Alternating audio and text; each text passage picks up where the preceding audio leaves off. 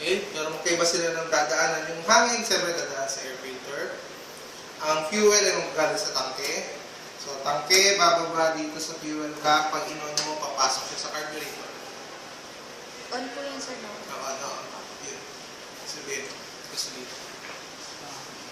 Okay? So, yung carburetor, ito. Okay? So, yung part, anong part na dyan? Una ay Venturi. Venturi tube. Venturi tube.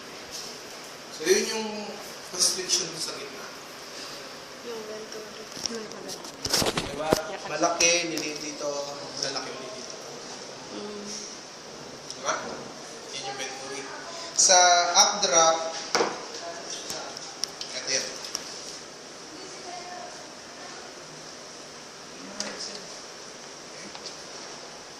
Wala. Venturi tube pa rin naman yan. Magkaiba lang yung Magkaiba klase. lang yung source. Ito lang. Malaki na tapos kikita. Sunod ay main jet. Yun yung tubo na nandun sa gitna ng Venturi. So doon lumalabas yung gasoline. Yung tubo na nandun sa gitna ng Venturi. Sa loob. Hindi, sa loob. Ayun, yung tubo na yun. Sa loob naman yung tubo. Yung nakapahalang, sir. Nakaganon. Ay, nakaganon. Saan? Yan. Ito niya?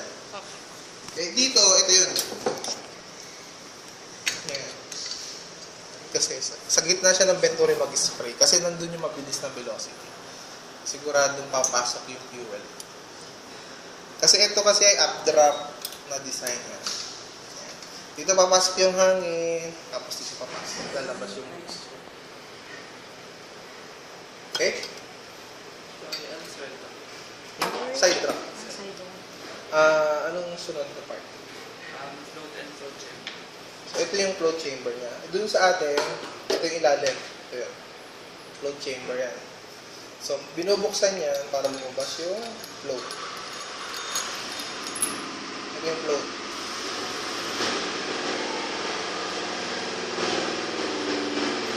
So, trabaho ng float, para yung sa CR, sa water closet, sa flush. Bukas na ba kayo? Di ba may bola yun? Ano din yun? So, pag umangat na siya, sasara na niya yung tubig para hindi pumasok. Dito naman, pag iaangat siya para sara niya yung gasolina para hindi na pumasok. So, ang trabaho niya, i-maintain yung level ng gas sa loob. So, dito yung valve, dito sa gilid. Ayun yun. Sa likod nito, meron itong utas. Doon lumalabas yung gasolina. So, pag nag-spray ng gasoline, pababa to. Kasi may papasok yung gasolina, then pag napupuno na siya, aangat siya. Papatayin yung gas. Malaki kasi dito. Ha?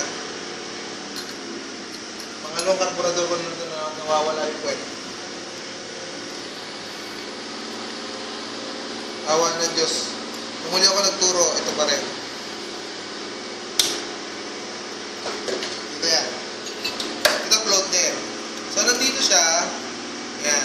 Meron kasi ditong goma. Yan. Pag nag-spray ng gasoline, bababa, lalabas dito yung gas.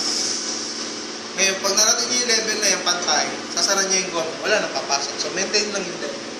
Kasi kailangan mo yung head na yun dahil kalyoon sa Venturi para mag-spray siya. Okay, pag bumagsak yung pressure doon sa Venturi, spray, bababa to, papasok na yung gas. So, kaya meron siyang float dyan. Parang sa CR na. Mine-maintain niya yung height. Okay? Yun. Ito yung choke. Maganda nyo naman yung choke. So, anong difference? Ang throttle, ang kinokontrol mo ay mixture. Sa choke, ang kinokontrol mo ay hangin. At saka dito sa sa choke, saka lang yung hangin, pero may bulas pa rin. Sa throttle, hindi. Pwede mong isara. Sasara talaga. Oo, todo. Yan. Walang butas. Okay? Ano yung, na-imagine nyo? So, pag tinignan nyo kasi ganito, hindi nyo agad malalaman kung alin eh. So, titignan nyo muna yung ano. Dito, for example, yan. Yan, walang butas yan. Choke. Rotel. Ay, grabe. Ito yun. Ayun. May butas. Kasi yung butas, maliit lang. Okay? So yun yung choke. Pag may butas, choke. Pag walang butas, rotel. Okay? Ano ba? Idling po. Idling. System. So yun mamaya i-adjust nyo doon sa labas, ha? Na-adjust nyo na pala kanina. Nag-adjust ba kayo?